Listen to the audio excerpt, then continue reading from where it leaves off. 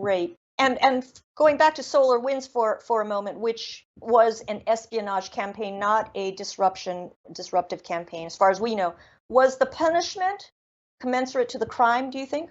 Punishment being sanctions.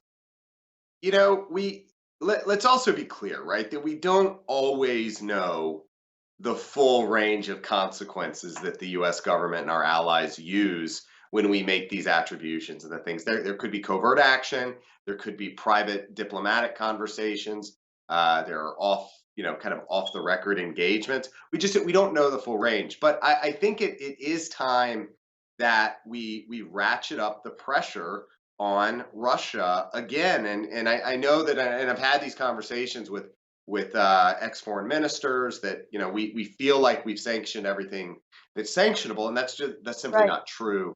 There was a great op-ed in the Post by Dmitry Alperovich a couple weeks ago about how to ratchet up that pressure on Russia, and it's going after that secondary debt market. Think about the national champions of Gazprom and Rosneft, really going after them so that they can't participate in that global market, particularly in Europe.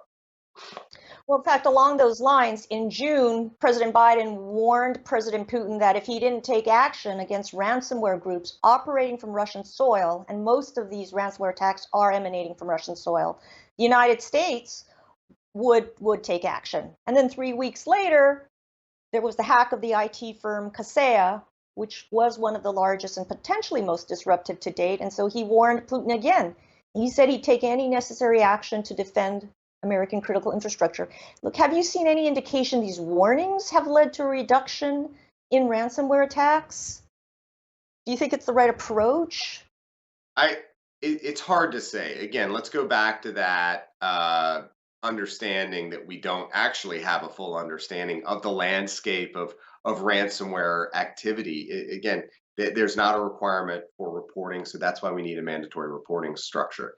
I still tend to believe that both that Colonial, that JBS, that Kaseya were probably aberrations in the typical ransomware actor playbook. I think they overstepped in some sense, and others they were perhaps going for a different target, or they didn't realize what they had. So it's hard to say. Well, we haven't seen another pipeline get hit since then, so maybe that's success. I think the message was delivered. I think the message resonated. I think there's more we need to continue to do. But ransomware hasn't gone away. Yes, the dark side crew shut down. Yes, the rebel core, the team shut down. Why, we don't know, but we are seeing indicators that the dark side team and the rebel team, or at least parts of it, have recombined to create this new ransomware team called Dark Matter.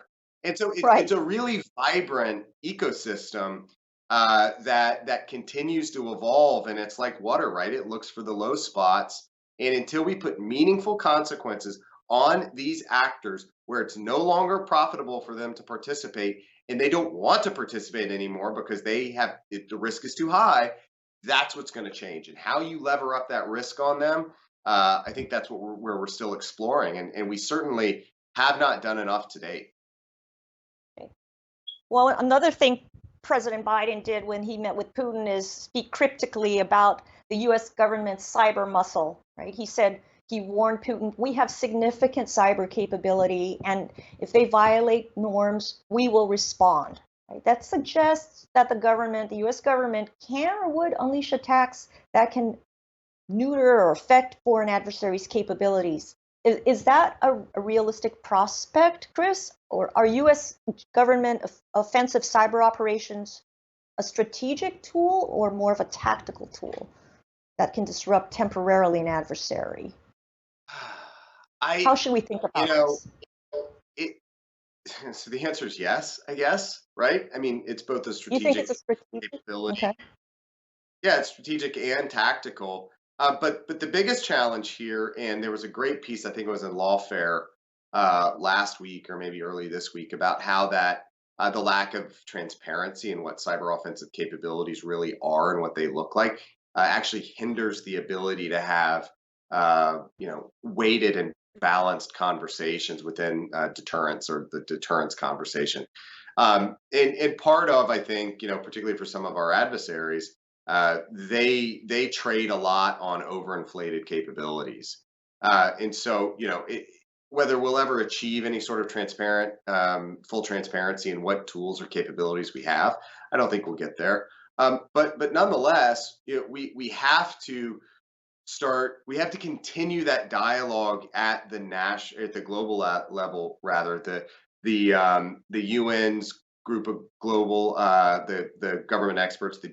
GGE, updated the norms of Right. behavior in cyberspace a couple weeks ago. I thought that was a continued progress, but norms in and of themselves, when there are no penalties and there's no law attached to it, in you know that's not going to change behavior. Again, as a group of allies, we have to make it painful for these adversaries to participate in these behaviors. We have to disrupt their ability. That means going after the internet infrastructure they use. We have to be able to take them off network as much as we can. But also, we've got to make it harder for them to hit us here.